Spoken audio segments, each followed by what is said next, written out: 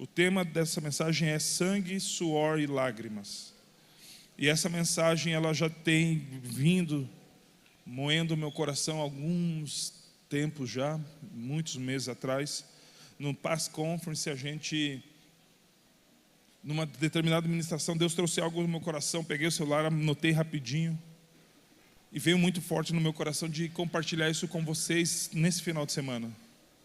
E eu pergunto para você, quantos de vocês já tiveram uma crise? Alguns talvez tiveram crise de rinite. Outros talvez crise de ansiedade, crise de pânico. Outros, de repente, crise de gastrite. E não é bom ter nenhuma dessas, né? Alguns, crise existencial. De onde é que eu vim? Onde eu estou? Para onde eu vou? Meio perdido. Alguns adolescentes com alguns pais, quando chega na idade de 13, 14 anos, crise geracional. Meu pai é um quadrado, não me entende, porque eles acham que sabe de tudo, e daí eles querem conduzir a nossa vida, não tendo vivido nem um terço dela.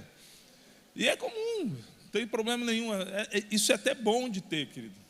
São atritos e conflitos que, quando a gente consegue enfrentar e conduzi-lo, a gente pode ver algo bom sendo disso. Só que eu ouso dizer que tudo parte de uma crise. Quer ver? Quando você enxerga algo grandioso, saiba que a pessoa que estabeleceu, criou algo grandioso, teve uma crise antes. Um desespero ao ver a grande distância entre o que está escrito e no contexto que a gente está falando da crise interna, crise pelo fato de sermos cristãos. Ela vem pelo desespero da gente ver que aquilo que está escrito está longe daquilo que nós estamos vivendo. E isso precisaria produzir uma crise maior até do que a gente produz. Precisaria ser provocada uma crise muito maior, por quê? Porque o primeiro a quem eu olho que não está vivendo de acordo com aquilo que está escrito é para a minha vida. Eu olho para mim e falei, meu Deus, eu não estou vivendo de acordo com aquilo que está escrito. E isso precisa gerar em mim uma crise. Mas quando eu olho para o cenário gospel atual, aí eu entro mais em desespero. Por quê? Porque essa crise vem. E sempre que Deus vai fazer algo poderoso, grandioso na terra, Ele coloca alguém em crise. Sempre que Deus vai fazer algo grandioso, Ele causa uma indignação, algo como uma inconformidade com a realidade vivida. A crise ela não vem para nos enlouquecer, embora parece que ela tem bastante poder para isso, né? Tem momentos de crise que a gente quase arranca os poucos cabelos que tem. Mas ela não vem para enlouquecer. Não é esse o propósito da crise. Ela gera inconformidade e gera também paixão.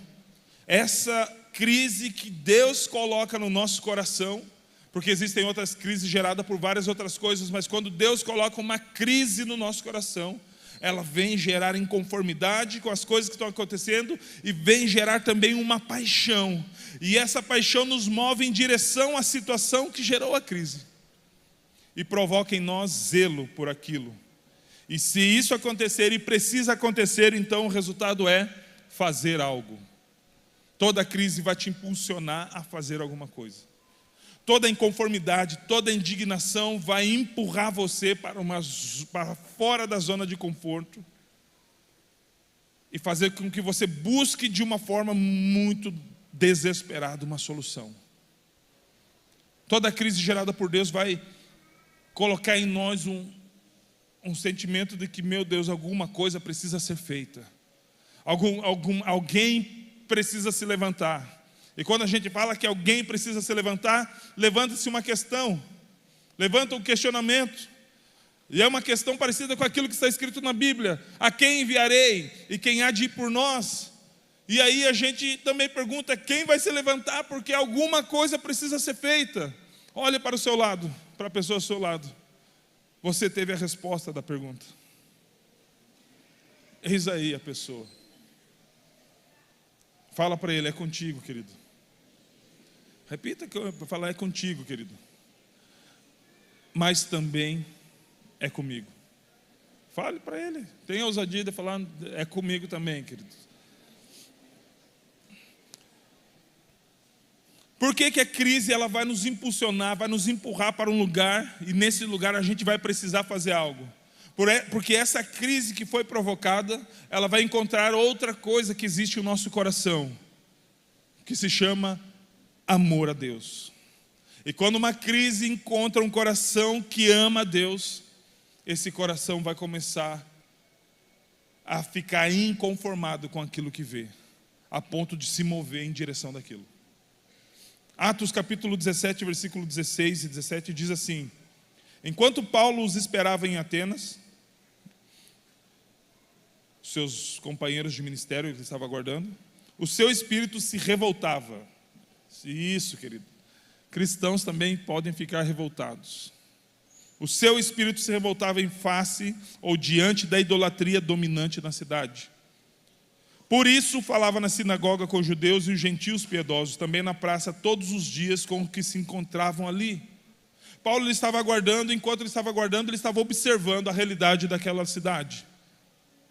Quando ele estava em Atenas, ele estava ali observando, e ele fica pasmo diante de pessoas que se prostravam, que gastavam o seu dinheiro, o seu tempo, com imagens que tinham boca e não falavam, tinham os olhos e não viam, tinham ouvidos e não ouviam, tinham mãos mas não tocavam.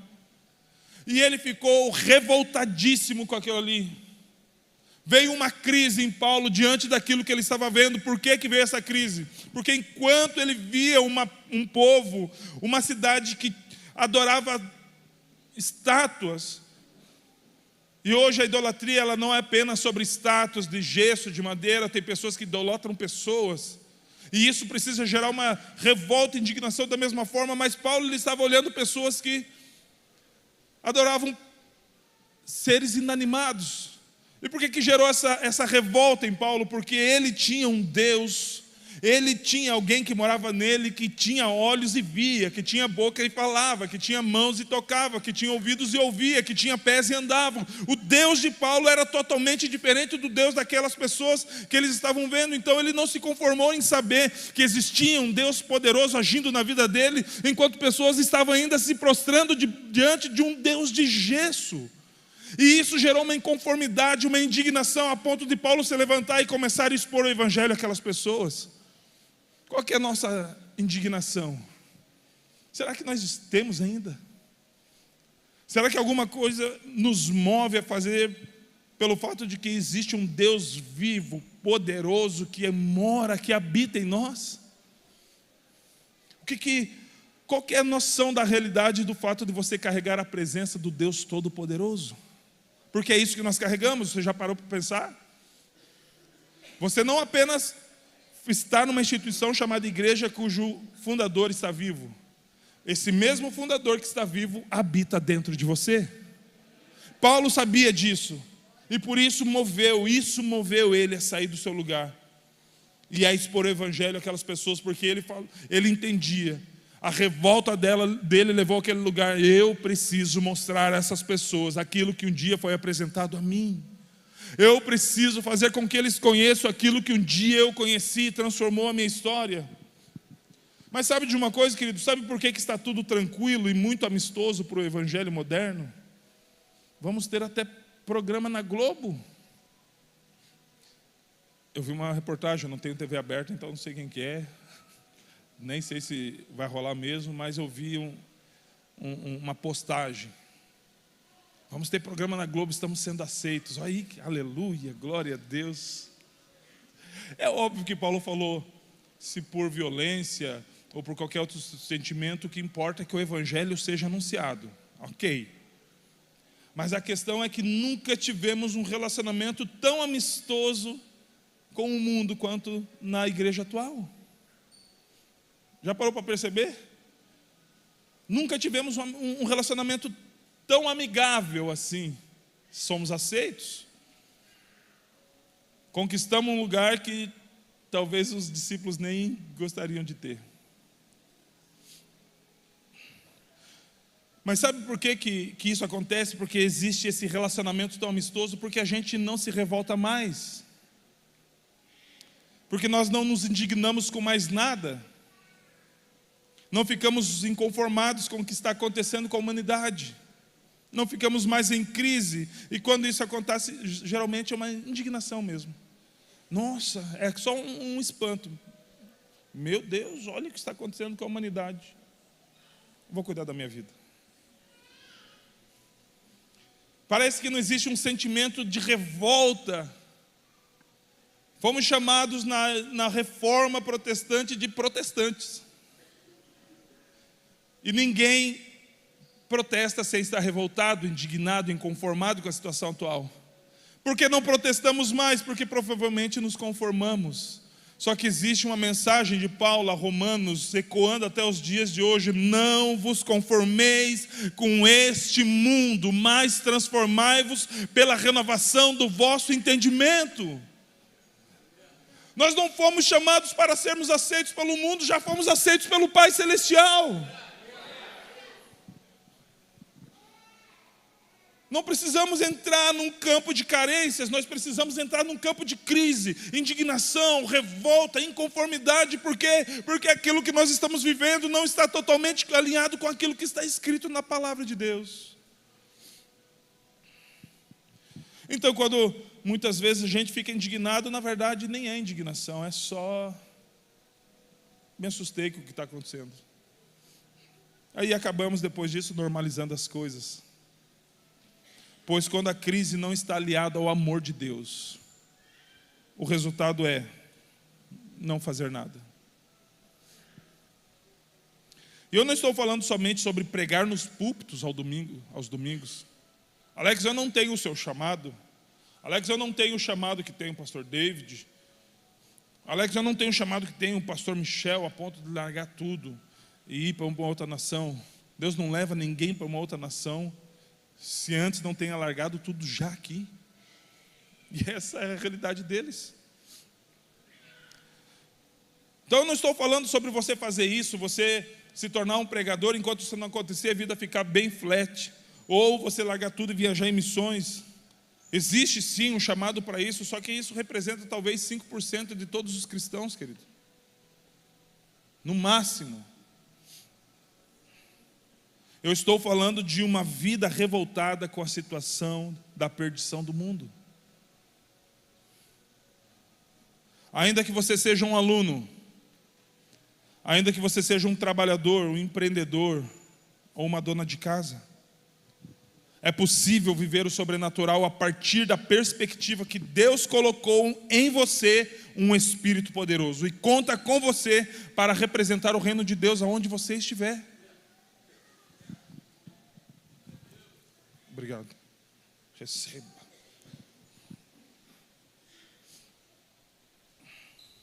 É possível viver o sobrenatural a partir da perspectiva de que Deus colocou em você o Espírito Santo e conta comigo e contigo para representar o reino de Deus aonde nós estivermos.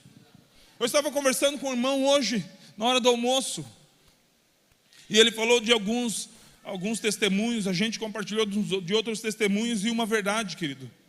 Grande parte da nossa geração de cristãos valoriza apenas testemunhos de pessoas que vivem aqui em cima. Porque a gente espera que pessoas que vivem do Evangelho, missionários, pastores, apóstolos, profetas, precisem ter uma vida de testemunho do poder sobrenatural de Deus. Mas sabe que o que impacta mesmo uma cidade é o testemunho cotidiano da vida comum dos membros da igreja. Nós, infelizmente, acabamos centralizando, e amém, precisa vir sim algo sobrenatural da nossa vida. Mas não foi apenas nós que fomos chamados. 1 Pedro 2,9 não foi escrita ao nosso respeito, aos pastores, aos missionários. Quando ele fala, vós sois geração eleita, nação santa, sacerdócio real, ele está falando sobre o povo de Deus, aqueles que foram salvos por Cristo. Então todos nós temos o poder de Deus agindo em nossa vida. Então nós podemos sim testemunhar, e queridos, temos muitos testemunhos. Muitos testemunhos. Essa semana um irmão veio falar comigo, falou, Alex, nossa, aconteceu isso, a gente estava orando, não sei se era pela avó, tia, e ela estava com câncer, mas ela não fez quimioterapia, não fez nada, e não tem mais nada.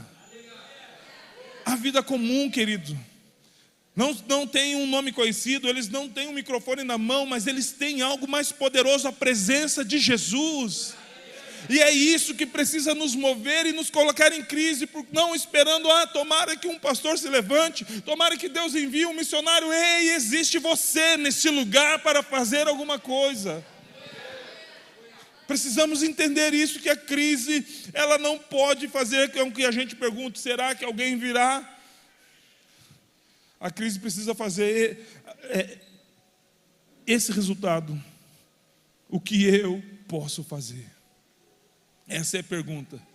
O que será que eu posso fazer para entrar nessa brecha, para entrar nesse lugar? E viver o sobrenatural vai envolver ao menos 3 coisas, querido, que todos nós temos. Nem sempre entregamos a Deus, nem sempre oferecemos. Não custa muito caro. Sangue, suor e lágrimas. Como assim, Alex? Vamos começar pelo suor. Suor, ele aponta para trabalho. Deus sempre chamou quem estava fazendo algo. Deus não chama ociosos, Ele escolhe os dispostos e os disponíveis. Se você olha para Eliseu, quando Deus chama Eliseu, Eliseu estava lavrando a terra. Quando Ele chama Davi, ele estava apacentando ovelhas. Lembra quando chega Samuel na sala de Jessé? Acabou os filhos, não existe um ainda, porém está apacentando as ovelhas. É como se Deus falasse, eu não vim escolher aqueles que estão folgados na sala, eu vim escolher aqueles que estão ocupados com alguma coisa. Quando Ele chama Pedro, Pedro estava pescando, ainda que naquela noite não tinha pego nada. Mas a frustração de um dia ruim não impediria ele de tentar novamente no outro dia. Muitas vezes você vai se frustrar e vai até falhar, mas isso não pode impedir você de continuar tentando. Quando Ele chama Mateus, ele estava na coletoria, cobrando impostos. Quando Ele chama Paulo, Paulo estava perseguindo cristãos. E sim, esse era o trabalho dele. Por mais escandaloso que pareça. E não, embora a gente esteja falando de suor, de obras das nossas mãos, de trabalho, nós não precisamos fazer nada para sermos salvos. Mas o fato de sermos salvos precisa nos levar a fazer algo. Porque nós somos salvos pela graça mediante a fé. Não vem por obras para que ninguém se glorie delas. A Bíblia fala sobre isso. Mas o fato de nós nos tornarmos salvos em Cristo Jesus precisa nos colocar num lugar de eu preciso fazer alguma coisa. Como dizia, eu esqueci do nome do pastor que pregava na África para multidões, milhares de pessoas. Reinhard Bonnke, não existe nada como um ungido esquentador de banco. Deus colocou sobre você uma vocação, poder, dons para serem usados em alguns lugares. Você não apenas ocupa simplesmente uma cadeira na igreja, querido. Vou te falar que esse é o nosso lugar de menor atividade, eu deveria ser. Tiago capítulo 2, versículo 15 e 17 diz, ao 17: E se o irmão ou irmã estiverem nus e tiverem falta de mantimento cotidiano, e algum de vós lhe disser, vai em paz, ide em paz, aquentai-vos e fartai-vos, e não lhes derdes as coisas necessárias para o corpo, que proveito virá daí? Assim também a fé, se não tiver obras, é morta em si mesmo. A fé, se não tiver suor, é morta em si mesmo. Alex, mas a gente, olha o quanto quilo do amor a gente arrecadou. Glória a Deus por isso, queridos.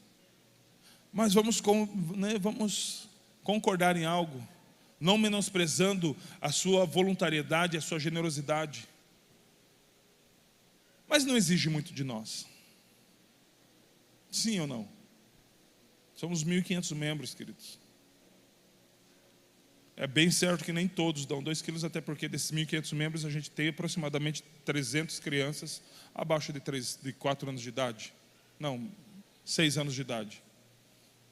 6 a 7 anos. O Kids, 9 anos para baixo. E geralmente está na faixa etária, que é óbvio que eles não contribuem. Então, a gente já sabe nessa matemática que alguns contribuem com mais. E glória a Deus por isso, eu não quero desencorajar você, pelo contrário, eu quero motivar você, continue a fazer isso. Já batemos 3 toneladas uma vez, vamos bater 4, em nome de Jesus. Mas será que Deus não está esperando algo a mais nosso? Será que Deus falou, vocês chegaram no ápice, não preciso de mais nada? Será? Será que de repente a nossa fé, ela poderia ser mais exercitada se nós colocássemos ela em prática? Será que se a gente misturasse a nossa fé ao suor, Cristo não seria mais glorificado? Porque por mais que a gente faça isso, chega alguém de repente passando fome na nossa casa, eu sei que vocês têm esse coração, querido. Prepara alguma coisa, eu vou ver alguma coisa que eu tenho, nem que seja sopa, e dão ali um alimento para a pessoa. Mas e quando a fome, a privação não é de comida, mas é de atenção, de cuidado, de caminhar a segunda milha? Quando a privação é de um abraço, será que nós conseguimos nos dispor para fazer um pouco mais além daquilo que costumeiramente fazíamos? Quando a privação da pessoa de algo que só Cristo pode dar e está só você e ela,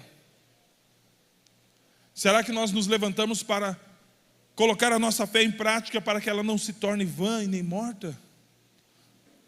E queridos, eu falo isso porque eu já me peguei falhando várias vezes onde eu podia fazer algo e eu não fiz. Onde eu podia ter agido e paralisei. Na incredulidade de não saber o que fazer, na incapacidade de não saber o que fazer e da incredulidade de não perguntar a Cristo o que eu poderia fazer. Nós estamos sendo levados a um lugar onde, nós precisamos sim doar o nosso suor a Deus. Não para sermos salvos, mas porque já somos, porque já alcançamos, ou pelo menos, ainda que não alcançamos na plenitude, mas já temos dado os passos em direção ao propósito de Cristo, e precisamos entender que existem muitos que ainda não deram esses passos. Então precisamos sim, queridos. Sim, nós não somos salvos pelas boas obras, mas somos salvos para as boas obras. E é bem verdade que se amamos a nossa esposa e filhos, somos justos em nosso trabalho e estudos, fiéis a Deus na nossa devoção e honrados em nossas amizades, porque só pode ser chamado amigo aquele que conhece a lealdade. Isso significa que já estamos fazendo algo que agrada a Deus, sim ou não? Sim. Eu sei que vocês ficam um pouquinho receosos com as perguntas, achando que é pegadinha, mas sim, estamos fazendo algo bom. Quando encontramos a Cristo, nós precisamos fazer isso. Mas eu preciso dizer que, se encontramos a Cristo, esse é o mínimo que nós podemos fazer. Por quê? Porque o ímpio que não conhece a Cristo consegue fazer tudo isso aqui sem conhecer Jesus. Ele consegue amar a sua esposa, amar os seus filhos, ser justo no seu trabalho, ser justo nos seus estudos, fiel naquilo que ele crê, ainda que não seja Deus, e honrar as suas amizades. Eu creio também que Deus, como Criador, alegra da sua criação fazer isso, mas mesmo que ele não consiga crer em Deus, ou nem conheça Deus, ele consegue caminhar sobre essas coisas. Então são coisas boas e precisamos caminhar e crescer, sermos aperfeiçoados nisso. Mas esse também não é o ápice. Por que não é o ápice? Porque são as pessoas que você ama. Já parou para perceber que são as pessoas que você ama? E quem ama, cuida.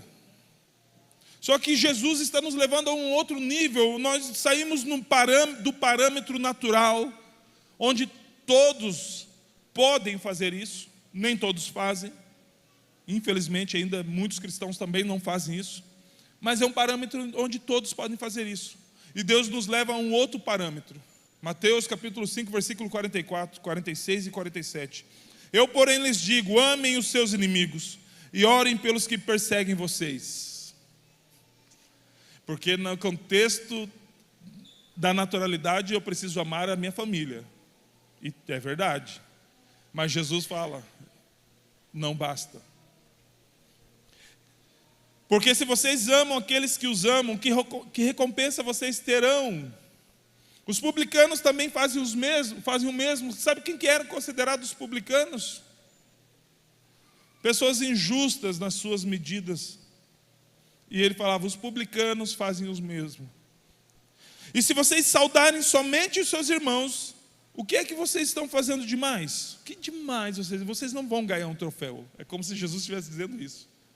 Eu cumprimentei o meu irmão, a gente ouve como se a nossa mãe estivesse dizendo, não fez mais que a sua obrigação.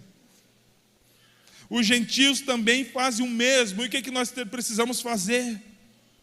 Amar os nossos inimigos e orar pelos que perseguem a gente. Eu já ouvi uma vez, a gente lê muitas coisas bonitas até no Facebook, no Instagram, porém não verdadeiras.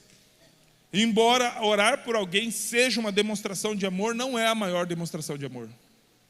Muitas pessoas falam, a maior demonstração de amor é você orar por alguém. Não, queridos. Quando é a única coisa que pode ser feita, sim. Mas isso não pode ser usado de desculpa para não fazer nada. Não pode. E quando fala, porque a Bíblia fala, amem e orem. Porque se fosse tão suficiente a junção das duas coisas, a Bíblia só ia falar ou amem ou ia falar orem. Mas não, ela fala amem e orem. Quem ama, age. Quem ama, cuida. Quem ama, protege. Quem ama, provê.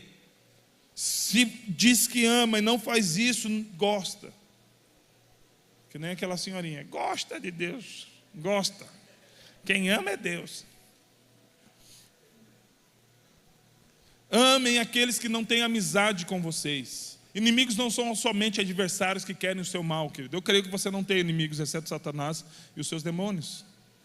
Porque a nossa luta não é contra carne e sangue, amém? Então, inimigos não são apenas as pessoas consideradas as que se opõem a gente, embora a gente tenha bastante gente que se opõe. Menos que talvez deveria, mas tem. Mas fala daqueles que não têm uma amizade. Ou seja, se o nosso amor é dispensado apenas sobre aqueles que estão no nosso círculo de amizade, sobre aquelas pessoas que nos amam, se o nosso amor é dispensado apenas para essas pessoas, nós não fazemos nada demais. Deus está pedindo o nosso suor, e não é apenas para aqueles que estão nos rodeando, é para aqueles que nos perseguem, é para aqueles que vêm contra a gente, ou ainda que eles não venham contra a gente e não nos perseguem, são para aqueles que nós não conhecemos. O que nós fazemos por desconhecidos conta igual ou até mais do que aquilo que a gente faz por aquele a quem nós amamos. Então Deus está nos pedindo suor. Será que existe ao menos uma hora na nossa vida corrida, na nossa semana, bem preciosa, para que de alguma forma possamos fazer ou não possamos fazer algo por alguém? Já parou para pensar, o que eu posso fazer por alguém a quem eu não tenho conexão alguma? O que eu posso fazer por alguém desconhecido? Como eu posso representar Jesus na vida de uma pessoa que não conhece a mim e provavelmente não conhece a Ele? A igreja primitiva agia assim. Você ama os órfãos? Faça alguma coisa por eles. Ama os idosos? Mova-se em favor deles. Você ama a cidade? Ore e trabalhe por essa cidade. Não fique difamando, falando mal. Ore, trabalhe e abençoe essa cidade. Você ama os perdidos? Represente Jesus a eles. Precisamos fazer alguma coisa se de fato amamos a Deus, porque se o amor de Deus está em nós, o amor de Deus ele não é circunstancial. O amor de Deus ele não é um sentimento apenas que move as nossas emoções. O amor de Deus é sacrificial, porque Deus amou o mundo de tal maneira, Deus teve uma crise pelo fato de ver a humanidade caminhando para o pecado, caminhando para o inferno. João 3,16 é um versículo que mais representa isso, a inconformidade, a crise.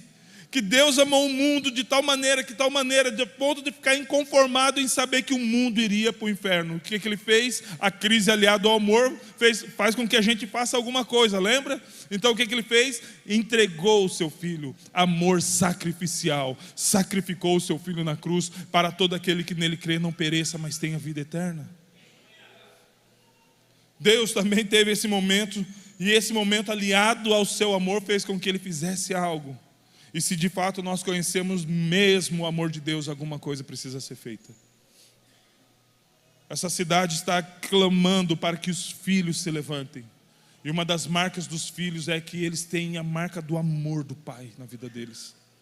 Um amor que cuida, que aconselha, mas também que corrige, puxa a orelha. Fala, cara, não está certo, se você continuar fazendo isso, você vai ao inferno. Acorda antes que seja tarde demais. É um amor que caminha a segunda milha. Então, se precisamos fazer alguma coisa, se de fato amamos a Deus. Segundo, sangue. Na Bíblia, sangue representa a vida. Representa a vida. E não há ninguém na história que passou, história presente ou que será ainda escrita, que tenha experimentado algo grandioso de Deus, que não tenha antes derramado a sua vida naquilo que ele foi chamado para fazer. Todos aqueles que fizeram algo grandioso derramaram a sua vida. É muito legal e glória a Deus por tudo isso que Deus está fazendo. Quando a gente fala 1.500 membros, queridos, a gente precisa guardar muito o nosso coração. É Deus que está fazendo, não tem nada a ver com nós ou conosco. Mas eu sei que vocês sabem que a gente começou com 3, 4. Começou com os nossos pastores atendendo o chamado louco. E isso precisou de uma atitude de derramar a vida sobre essa cidade. Derramar a vida no chamado. Nós viveremos algo grandioso, mas se antes derramarmos a nossa vida.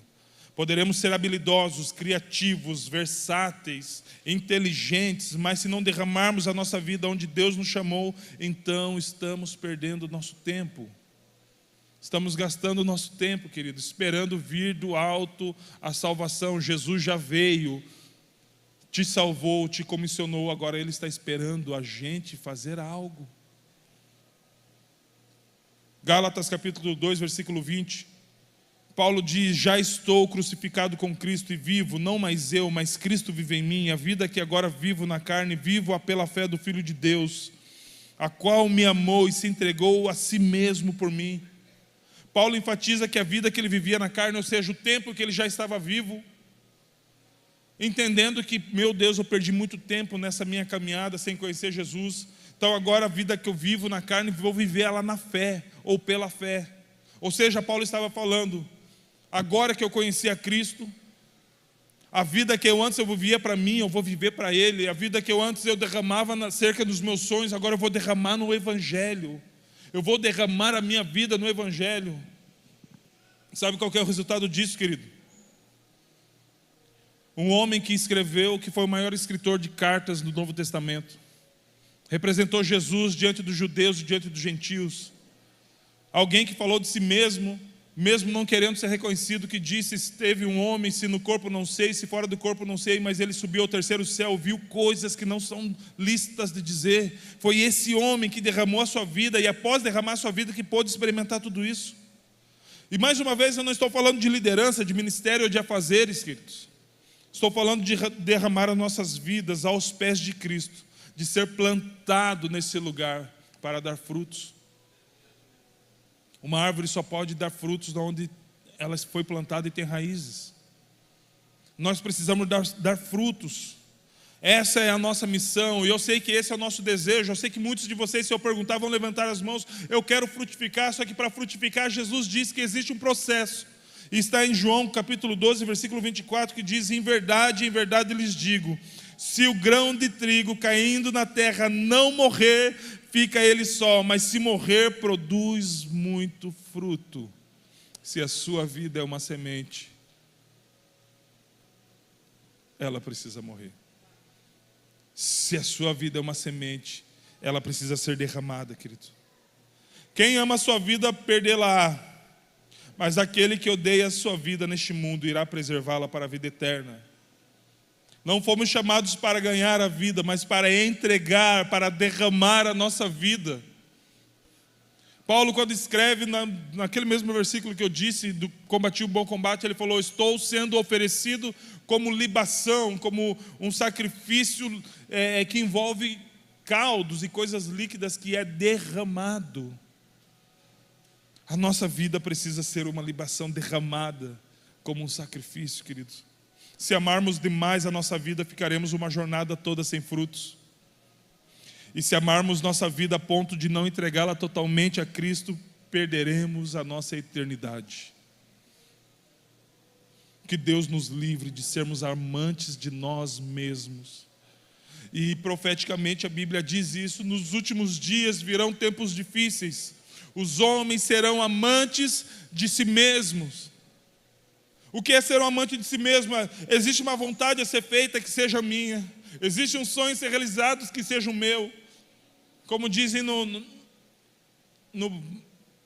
ditado popular: farinha pouca, meu pirão primeiro.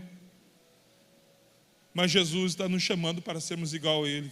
E Ele disse: eu não vim para ser servido. Ser amante de si mesmo é não estar nem aí para o que os outros estão vivendo, sofrendo, desde que eu tenha prazer e alegria a qualquer custo. Ser amante de si mesmo é não se preocupar com o fato de que existem pessoas se perdendo, se afogando, desde que eu me sinta totalmente tranquilo num barco de prazeres. Que Deus nos livre de sermos amantes de nós mesmos. E por último, não menos importante, lágrimas, que significa quebrantamento, humilhação, reconhecimento, clamor, lamento. Pedro, ele se arrependeu. Para Pedro as lágrimas foram de arrependimento. Mateus 26, 75. Então Pedro se lembrou da palavra que Jesus tinha dito: antes que o galo cante, você me negará 3 vezes.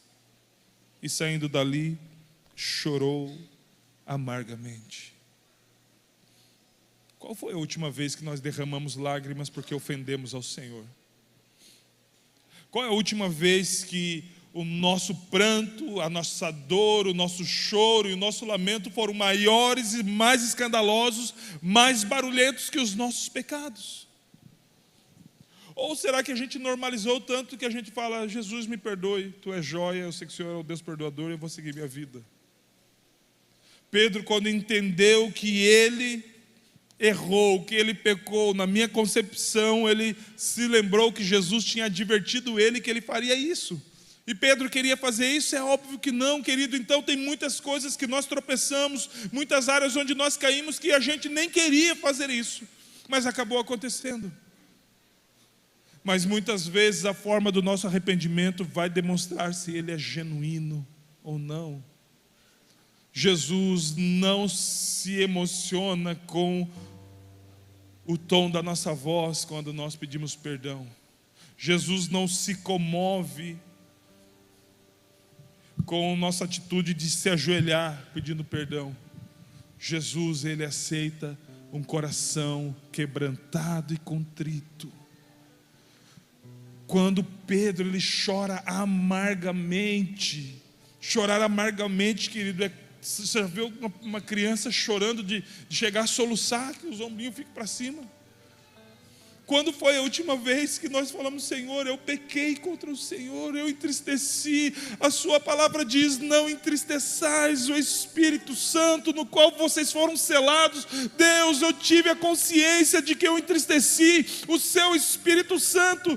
Me perdoa, a ponto da gente bater no nosso coração, no nosso peito, fazer como faziam antigamente, como Jó, que se jogou ao chão, rasgou as suas vestes, pegou cinza e lançou sobre as suas cabeças e disse: sobre a sua cabeça, e disse: bendito seja o Senhor, nu eu saí do ventre da minha mãe, nu para lá voltarei. O profeta Joel disse: ei, não rasguem mais as suas vestes, porque isso ficou normal. Vocês normalizaram uma atitude de arrependimento. Parem de rasgar as suas vestes, rasguem o vosso coração. Rasguem o vosso coração. Jesus morreu ensanguentado numa cruz por pecados que não eram dele, eram meus, e quando eu volto a cometê-los de novo, será que eu tenho lágrimas para me apresentar diante dele e falar: Senhor, me perdoe, Pai, eu não queria ter feito, mas eu fiz, eu estou arrependido e eu decido não mais fazer hoje. Nós não precisamos de uma campanha de 375 dias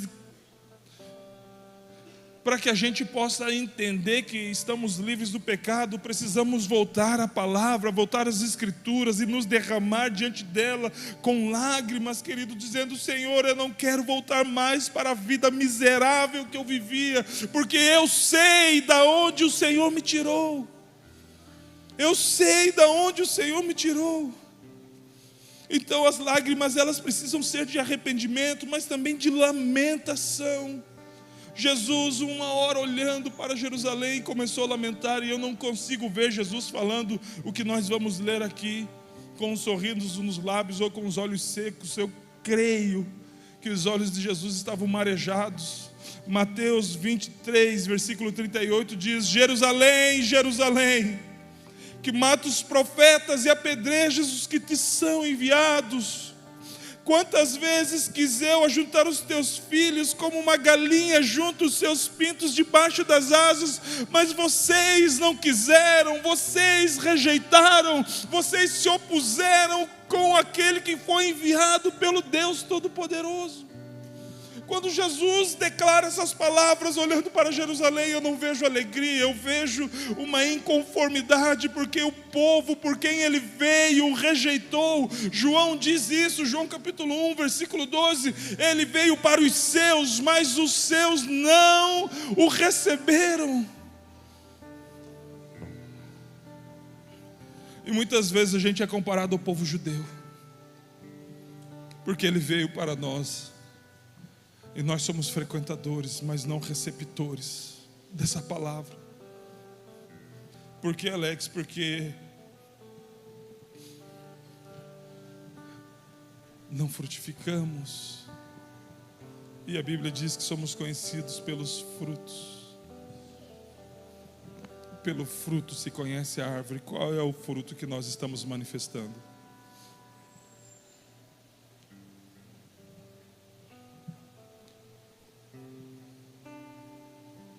Jesus lamentou, querido.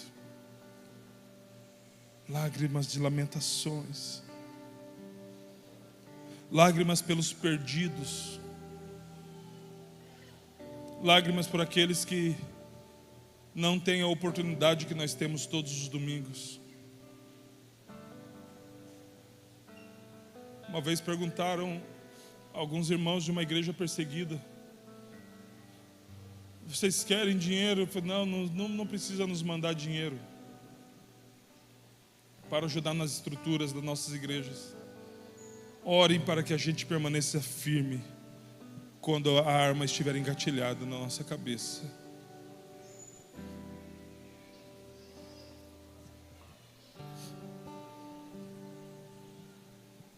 Joel 2:12. Ainda assim, agora mesmo, diz o Senhor, convertam-se a mim de todo o vosso coração, com jejuns, com choro e com pranto. Se coloque de pé. Chorem os sacerdotes, ministros do Senhor, entre o alpendre e o altar, e digam: poupa o teu povo, ó Senhor, e não entregues a sua herança ao opróbrio ou à vergonha, para que os gentios o dominem. Porque diriam entre os povos: onde está o seu Deus? Ei, vocês são um povo santo, sacerdócio do Senhor. A mensagem: ei, convertam-se a mim. Essa mensagem não era para o povo ímpio, não era para o estrangeiro. Essa mensagem era para o povo que se chamava pelo nome. Convertam-se a mim de todo o vosso coração, com jejuns, com choro e com pranto. Chorem os sacerdotes, ministros do Senhor. Deus está nos chamando para nos derramar na sua presença. Será que nós temos lágrimas para entregar ao Senhor? Será que nós podemos apresentar e derramar diante do Senhor o sangue, a nossa vida? Será que nós temos suor para apresentar diante deles? Será que a gente pode falar: Senhor Deus, o Senhor é o meu Senhor, E se o Senhor é o meu Senhor, de fato, a minha vontade não é a primeira a ser feita. O que o Senhor está pedindo de mim, eu não estou pronto a oferecer, mas eu quero. O que o Senhor está pedindo de mim talvez seja um pouco além daquilo que eu poderia oferecer, mas eu quero. Porque eu não sou o dono de mim mesmo, eu não pertenço mais a mim mesmo. Eu quero me derramar diante do Senhor, diante da sua presença, a ponto de que a sua vontade seja plena e perfeita. Quando foi a última vez que choramos por pessoas que não conhecem Jesus? Quando foi que choramos porque a humanidade está caminhando a passos largos rumo à perdição? Quando foi que choramos porque pessoas não têm acesso ao acesso que nós temos e muitas vezes não valorizamos? Quando foi que nos indignamos a ponto de gerar uma crise em nosso coração, para que quando a gente ore seja feita a sua vontade aqui na terra como no céu, nós entendamos de fato que essa vontade será feita em nós e através de nós? Quando o nosso arrependimento nos levou a lágrimas, pedindo misericórdia e graça, rasgando nosso coração diante de Deus. Eu gostaria que você ouvisse uma canção, querido. Fechasse seus olhos e nós vamos orar logo em seguida.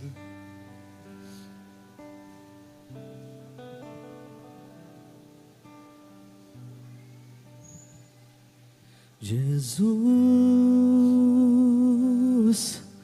és o meu primeiro amor. Sem ti eu sei que nada sou. Me rendo totalmente a ti.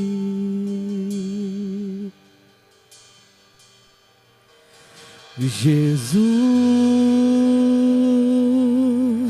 quem foi, quem é e quem será? Nunca se cansar de amar. Minha esperança está em ti.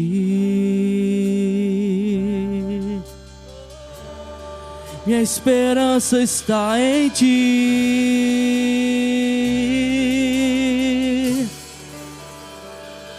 Sempre que me olhares, quero que me encontres, um fogo em meu coração, com lágrimas em meus olhos, quebrantado aos teus pés.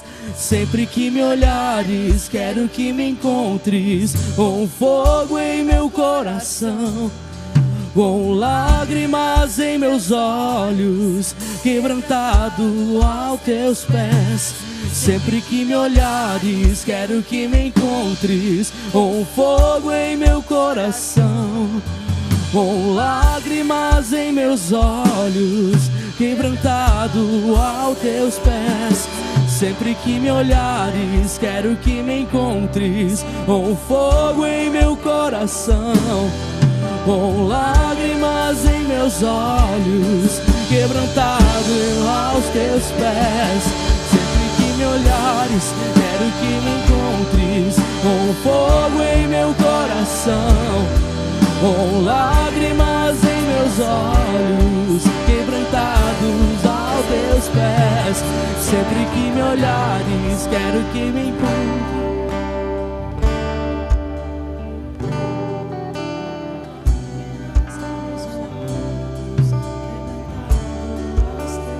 Será que você pode derramar a sua vida aos pés do Senhor? Será que você pode pedir lágrimas novamente? Há quanto tempo você não pranteia? Há quanto tempo você não se desespera a ponto de chorar na presença de Deus? Será que você consegue entregar sangue, suor e lágrimas diante do Senhor a ponto disso consumir você por dentro, até que alguma coisa mova dentro de você em favor daqueles que ainda não conhecem Jesus?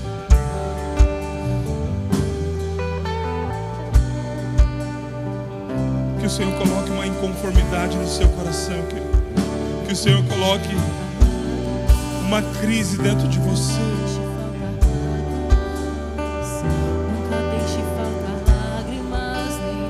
Mas tudo isso começa com um ponto de partida, e o ponto de partida é a nossa vida diante do Senhor, derramada diante dele. Se você quiser, saia do seu lugar, querido. Vamos orar. Vem aqui à frente, corre aqui à frente. Vamos nos derramar diante do Senhor. Vamos nos derramar diante da presença dele. Ele está pedindo para nós mais do que uma frequência.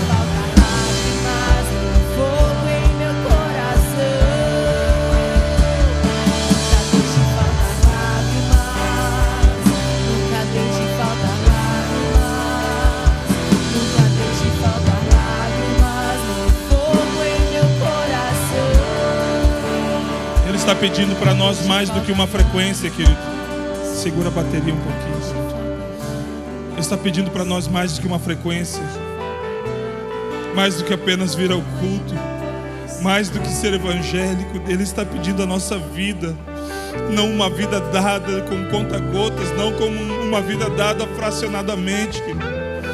Não de uma vida que é rasgada ponto a ponto, entregue a Ele, mas Ele está nos pedindo totalmente para que a gente se derrame na Sua presença, para que haja uma crise dentro de nós, a ponto de nós nos responsabilizarmos a fechar essa brecha, a assumir que essa crise na verdade é uma direção do Senhor, para que a gente faça algo, para que a gente estabeleça algo, para que a gente se mova em direção a essa crise. Deus está nos chamando, querido.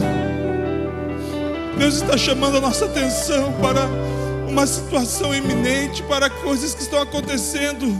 Até quando vamos esperar um socorro vindo de outro lugar? É conosco que Deus está contando. Mas só vai existir de fato eficácia se essa crise encontrar um coração que ama a Deus. Se essa crise encontrar compaixão pelos perdidos, se o solo do nosso coração for fértil de fato, para que quando essa crise vier, e ela virá, querido, ela seja transformada em atitude, em movimento, em nos dispor a fazer alguma coisa para que Jesus veja, para que Jesus possa agir através de nós. Não são grandes pessoas, grandes nomes que estão sendo aguardados por aí, queridos. São os filhos de Deus. São aqueles que aceitaram o comissionamento que veio a partir de uma crise, que veio de um coração quebrantado e contrito, que se apresentam diante de Deus com lágrimas, com choro, com pranto, que lamentam diante de uma rejeição à palavra do Evangelho, que olham o perdido e não se conformam. Esse é o coração de Deus, querido. Esse é o coração de Deus. Esse é o coração de Deus. Esse é o coração de Deus que deseja nos levar a nos mover no sobrenatural. Não é apenas um tema do nosso ano.